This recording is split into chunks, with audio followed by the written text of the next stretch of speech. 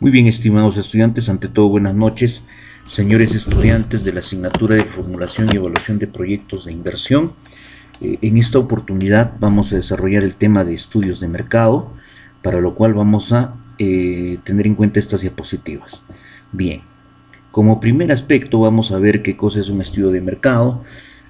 Acá nos manifiesta que cuando se trata de proyectos privados, es decir, generadores de ingreso, el objeto del estudio de mercado es determinar la cantidad de bienes o servicios provenientes de la nueva unidad productora, que en una cierta área geográfica y bajo determinadas condiciones de precio y cantidad, la comunidad estaría dispuesta a adquirir para satisfacer sus necesidades. Entonces acá es fundamental esta última parte donde dice la comunidad estaría dispuesta a satisfacer sus necesidades, pero bajo determinadas condiciones de precio y cantidad. Pero si se trata de proyectos sociales, su estudio se orienta hacia la estimación de necesidades colectivas, tengan o no respaldo de un poder adquisitivo, puesto que van a ser beneficiarios de una obra pública, de una carretera, de la construcción de infraestructura, etc. Bien, el estudio de mercado metodológicamente se debe estudiar, número uno, o punto A en este caso, el consumidor y las demandas del mercado y del proyecto, actuales y proyectadas, la competencia y las ofertas y las del mercado y del proyecto actuales y proyectadas, comercialización del producto del proyecto. Bueno, en este caso estamos viendo que en las dos primeras, en el punto A y punto B, vamos a determinar las demandas actuales y futuras, ¿no? Proyectadas. Bien, el estudio de mercado, el estudio de mercado, a nivel de estudio de mercado, en todo caso, el enfoque social se basa en una lógica diferente. Se pregunta primero por la naturaleza y la dimensión social del problema, a partir de lo cual se determina la población carente. Entonces, esta parte es fundamental. Se pregunta primero por la naturaleza y la dimensión social del problema, a partir de lo cual se determina la población carente, que se trata de incrementar en su órbita de demanda. Entonces tenemos que formular, que tenemos que determinar cuál es la dimensión y naturaleza de la problemática y qué efectos tiene actuales en este caso, qué efectos tiene actuales en la población carente, lo que permitiría deducir una demanda insatisfecha o no atendida. Bien, el análisis social de la demanda se preocupa por conocer cuántas personas requieren la satisfacción de la necesidad, con qué tipo de producto, bien o servicio, dentro de qué restricciones y con qué criterio de distribución de precios a los usuarios se puede desarrollar la propuesta. En el proceso de análisis para la determinación de la demanda social se distinguen tres tipos de poblaciones: la población de referencia, que es el universo de población global; la población objetivo, que es la población carente; y la población objetivo específica, la población que va a ser la población en capacidad de atender con el proyecto, ¿no? O sea, la población que va a ser la beneficiaria de los beneficios o de los réditos del proyecto. Relación de poblaciones, tratamiento de la demanda. Población de referencia, entonces la población global; población objetivo se va a llamar PO, y la población objetivo específica, POE, meta del proyecto; población aplazada y resto, población que no exhibe la necesidad.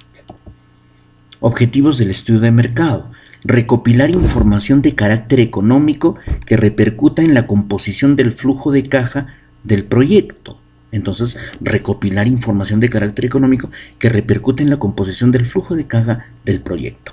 Detectar y reconocer la ventaja competitiva del proyecto dentro del mercado. Estructura de análisis de mercado de un proyecto. Vemos que hay un mercado de proveedor, un mercado de consumidor.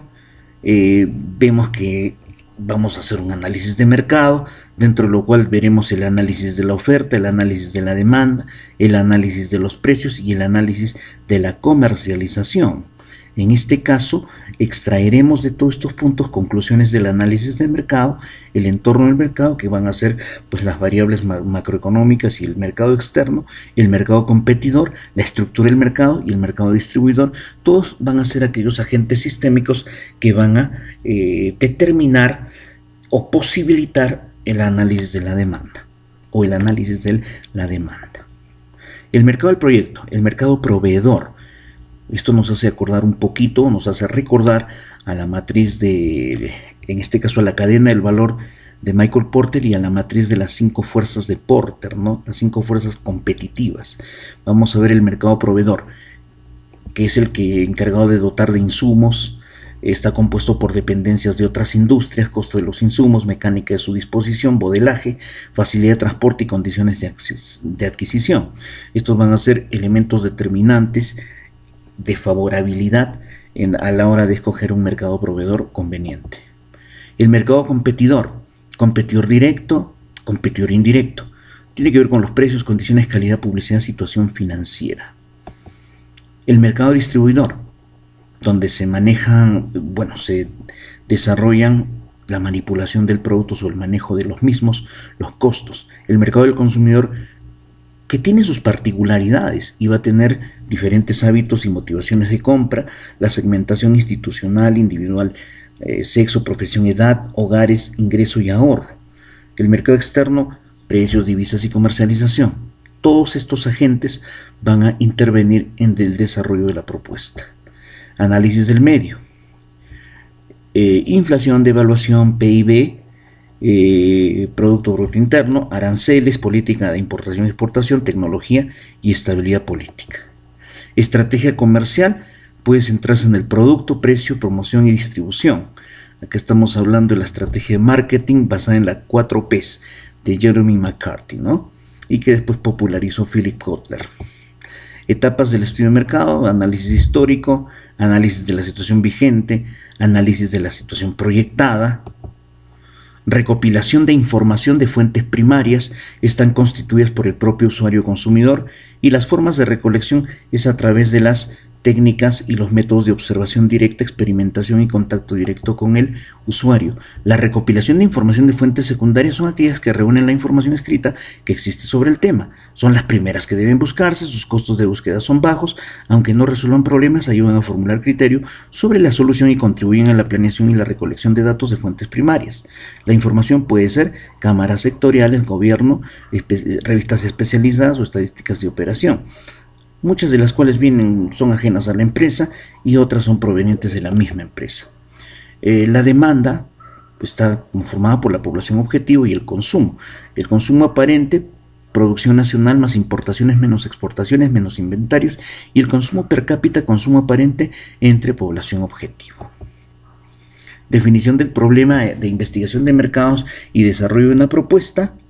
En este caso vamos a ver pues las tareas involucradas, el análisis de quienes toman decisiones, entrevistas con los consejeros, análisis cualitativo, análisis de fuentes secundarias, contrato ambiental del problema. No, en todo caso es la influencia ambiental que repercute sobre el problema. Paso 1, definición del problema, determinación del problema, vamos a ver el planteamiento de la problemática y después vamos a trazar el diseño de investigación.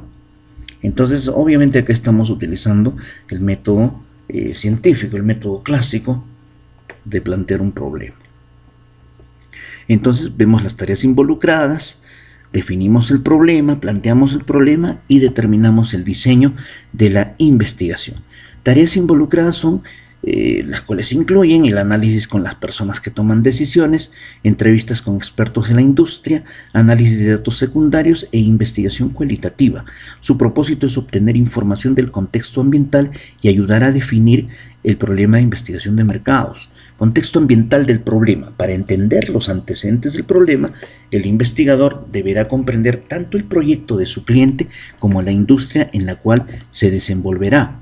El investigador deberá analizar factores que incluyen la información anterior y también los pronósticos que atañen a la industria y al proyecto, los recursos y limitaciones, los objetivos de quien toma las decisiones, el ambiente legal y económico y la conducta de los agentes demandantes. Entonces vamos a desglosar el proceso de investigación de mercados, que empieza con la definición, paso 1, definición del problema, el cual debe permitir al investigador obtener toda la información necesaria para aclarar el problema de decisión gerencial, guiar al equipo de formulación para avanzar en el proyecto. Paso 2, o paso número 2 en este caso, planteamiento del problema en el proceso para... Es el proceso para desarrollar un planteamiento, o en el proceso para el desarrollar un planteamiento no se debe perder de vista la meta de los resultados. Diseño de la investigación comprende el diseño de encuestas, determinación de la muestra, preparación del trabajo de campo y metodología a utilizar en el análisis de datos. Pasos que deben seguirse en la investigación: definición del problema, reiteramos, identificación de las necesidades y fuentes de información, diseño de recopilación y tratamiento estadístico de los datos, informe concluyente del análisis efectuado. La investigación que se realice debe tener las siguientes características: la recopilación de la información debe ser sistemática, el método de recopilación debe ser objetivo y no tendencioso, es decir, no debe tener sesgos, debe ser lo más objetivo posible, aunque eso es un tema cuestionable desde el punto de vista de la investigación formal científica, pero bueno, acá estamos en la investigación de mercados, la cual tiene que ser lo más objetiva. Porque recordemos pues que estamos dentro del método cuantitativo, ¿no? Dentro del enfoque cuantitativo de la investigación.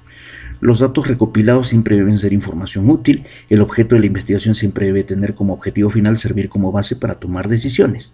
Muestreo estadístico. ¿Qué cosa es el muestreo? Es el proceso de aprender algo acerca de la población sobre la base de una muestra extraída de ella. Razones para el muestreo. Las poblaciones que se investigan pueden ser infinitas. En tales casos el muestreo es el único procedimiento posible. Esto de infinito quiere decir que es un número desconocido. El costo de censar una población finita puede ser prohibitivo, aunque financiera, práctica y físicamente sea posible observar toda la población, el muestreo puede ser aún el procedimiento más eficiente. Los resultados obtenidos por el estudio de una muestra pueden ser iguales o aún más precisos que los hallazgos de una cuenta completa de la población. El error de la muestra se halla directamente, la de la población no se sabe de manera cierta. Base teórica del muestreo. Unidad de la diversidad. Cualquier población tiene propiedades características y la variación en sus elementos son claramente limitadas alrededor de un valor central y también tienen pues un grado de aleatoriedad. Diseño de la muestra. Vamos a ver el marco de la población muestrada, vamos a definir las unidades elementales de la población, bueno, y en el contexto de la muestra, una muestra, qué características debe tener la muestra para ser una muestra objetiva y confiable. Una muestra puede contener unidades de muestreo primarias, tales como empresas en una industria, aunque su fin sea conservar las propiedades observar las propiedades de las unidades elementales, tales como los trabajadores de la industria. Una muestra no es una tajada de la población escogida por comodidad y fácil disponibilidad, sino un microcosmos que espera sea representativo, o que se espera sea representativo de la población progenitora, bueno, en este caso de la población originaria. El objetivo final del muestreo no es simplemente obtener estadísticas de muestra, sino hacer inferencias sobre la población. Tipos de muestreo. Muestreo al azar. Tenemos las probabilidades de elección son conocidas. El error de muestreo puede medirse y controlarse. Muestras por juicio, diseñadas por un experto, y no puede conocerse el orden muestral. Error de muestreo. La diferencia entre el resultado de la muestra y del censo cuando se obtienen ambos resultados. Precisión. A ver... Bien. Precisión. Error estándar medido de la estadística es la medición del error. Exactitud es la meta de una encuesta. Eficiencia se dice que es eficiente si los resultados deseados son obtenidos al costo más bajo posible. Determinación del tamaño de muestra a través de las medias. Estrategia del intervalo de confianza. Especificar el nivel de precisión. Esta es la diferencia máxima aceptable, entre la media de la muestra y la media de la población. Especificar el nivel de confianza por lo general varía entre 95% y 99%, y en el caso de sondeos es 90%, ¿no? Determinar el valor Z asociado con el nivel de confianza mediante las tablas de la curva normal. Para un nivel de confianza de 95% es 1.96, y para el caso de un nivel de confianza de 99% será un valor de Z de 2.58. Esto obviamente son valores de tabla. Segundo, determinar la desviación estándar de la población puede conocerse de las fuentes secundarias o estimarse mediante una prueba piloto o a juicio del investigador en el tema. Aplicar la fórmula que se encuentra, bueno, acá no ha salido tan bien, pero una fórmula ya lo veremos en el momento del desarrollo de clases. Determinación del tamaño de la muestra, proporciones, estrategia de intervalo de confianza, especificar el nivel de precisión, determinar el nivel de confianza, establecer el valor Z asociado con el nivel de confianza escogido, estimar la proporción de la población y determinar el tamaño de la muestra mediante fórmula para el error estándar de la proporción. Necesidad de pronosticar. Acá viene otro aspecto fundamental. El ser humano posee un conocimiento único e información interior que no están disponibles en los métodos cuantitativos. Sin embargo, de manera sorprendente, estudios empíricos y experimentos de laboratorio han demostrado que sus pronósticos no son más precisos que los de los métodos cuantitativos. El ser humano tiende a ser optimista y subestimar la incertidumbre del futuro. Además, el costo del pronóstico con métodos de juicio es a menudo considerablemente más alto que cuando se utilizan métodos cuantitativos. Pasos a seguir en el pronóstico: recopilación de datos, condensación de datos, construcción del modelo y extrapolación del modelo es el pronóstico en sí. Se puede mejorar la utilidad de los pronósticos si los administradores adoptan una actitud más realista. No se debe ver el proceso como un sustituto de la profecía, sino como la mejor forma de identificar y extrapolar patrones o reclamaciones establecidos con el fin de pronosticar. Paquetes de cómputo para el pronóstico. Bueno, nosotros en la asignatura vamos a desarrollar el SPS 23, pero bueno, acá nos manifiesta que puede ser pues el Minitab también, que es un software bastante ágil, el SPSS, el SAS, el Forecast Plus y la hoja de cálculo en Excel. Nosotros utilizaremos en la asignatura el SPS 23 y también el QM para Windows, el software QM para Windows para establecer pronósticos. Técnicas de proyección de mercado. Métodos objetivos son opinión de expertos, encuestas, métodos causales, regresión, econométrico, insumo producto, coeficientes técnicos, encuestas, series de tiempo, tendencia, factor cíclico, fluctuaciones estacionales y variables no sistemáticas. Selección del método de pronóstico. La consideración que se impone en la selección de un método de pronóstico es la de que los resultados deben facilitar el proceso de toma de decisiones de quien formula el proyecto. El método elegido deberá producir datos precisos y comprensibles, de modo que pueda ayudar a producir mejores decisiones. Los datos deben ser confiables y precisos, deben ser pertinentes, deben ser consistentes y deben ser cíclicos o periódicos. Comportamiento de las variables de interés, exploración de patrones y primera consideración básica para la generación de un pronóstico o una predicción.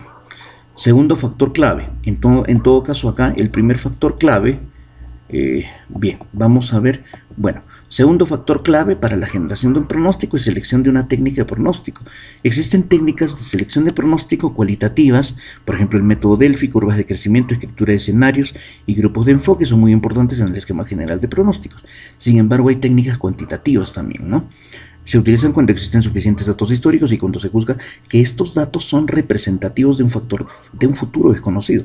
Se apoyan en la suposición de que el pasado puede entenderse al futuro, mejor dicho, de que a partir del pasado puede establecerse o entenderse o predecirse el futuro de manera significativa para proporcionar pronósticos precisos.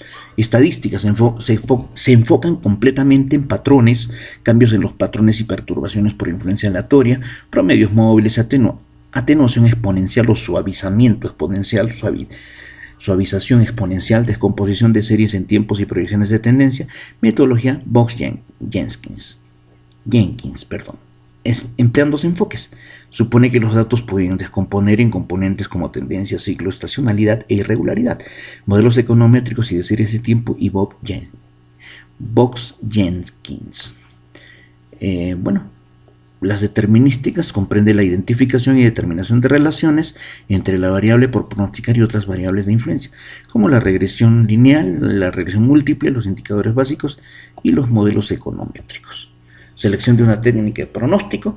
¿Por qué se requiere un pronóstico? ¿Quién utilizará el pronóstico? ¿Cuáles son las características de los datos disponibles? ¿Qué espacio de tiempo se pronosticará? ¿Cuáles son los requerimientos mínimos de datos? ¿Cuál es la precisión deseada? ¿Y cuál será el costo del pronóstico? guía para la selección de una técnica de pronóstico para datos estacionarios, se utilizan cuando las fuerzas cuyo valor promedio no varía en el tiempo, las fuerzas que generan una serie se han estabilizado, se requiere un modelo muy sencillo debido a la falta de datos, método de promedios móviles, suavización exponencial y Box-Jenkins. Técnica de pronóstico para datos con una tendencia. La serie contiene un componente de largo plazo, representa el crecimiento o declinación de variables de interés. Por ejemplo, el promedio móvil lineal, atenuación exponencial, regresión simple, modelo de Gompers, modelos exponenciales y curvas de crecimiento. Técnica de pronóstico con datos con estacionalidad, regresión múltiple de series de tiempo, método Box-Jenkins, descomposición clásica y suavización exponencial. Series con patrón de cambio que se repite a sí mismo año tras año. Bien, y técnicas de pronóstico para series cíclicas, por ejemplo, la descomposición clásica, indicadores económicos, modelos econométricos, regresión múltiple y métodos de Box-Jenkins. Muy bien. Técnicas de pronóstico de acuerdo con el horizonte de proyección para corto, mediano y largo plazo, modelos de regresión, y para corto y mediano plazo, promedios móviles, tendencia Box-Jenkins y modelos econométricos para horizontes mayores, los métodos cualitativos. Bien, entonces en este caso, agradeciendo pues al profesor Álvaro Mendoza Pinedo, que muy gentilmente nos permite referir sus diapositivas, ¿no? Bien, en este caso hemos visto muy breve y someramente los estudios de mercado para desarrollar un proyecto de inversión o para implementar un proyecto de inversión. Bien, muchachos, muchísimas gracias. Nos estamos viendo en clases. Buenas noches.